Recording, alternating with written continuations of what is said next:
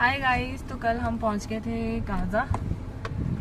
कल इवनिंग में 6 बजे तक पहुंच गए थे हम लोग। फिर उसके बाद आए, हमारा ये होम स्टे आपको दिखाऊंगी अभी। और वो भी हमने एक दिन पहले कॉल किया था क्योंकि ऑनलाइन तो कुछ भी बुक हो नहीं रहा था, मिल ही नहीं रहा था।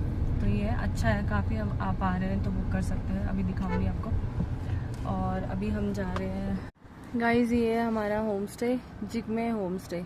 अगर आप स्पीति आ रहे हैं और होम स्टे ढूंढ रहे हैं तो आप यहाँ पे बुक कर सकते हैं। और बहुत अच्छा है, सर्विस भी अच्छी है, ओनर भी बहुत अच्छे हैं। खाना, डिनर एंड ब्रेकफास्ट आपको देंगे, इंक्लूडेड होता है। पहले कहाँ और बहुत अच्छा है, आप यहाँ पे आ सकते हैं क्योंकि हमें भी मतलब एंड मोमेंट पे हमें ये मिला था। हम काफ़ी सारे कॉल कर रहे थे, ऑनलाइन तो कुछ शो ही नहीं कर रहा था।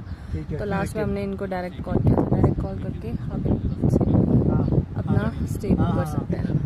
व्यू भी अच्छा है यहाँ से, सी।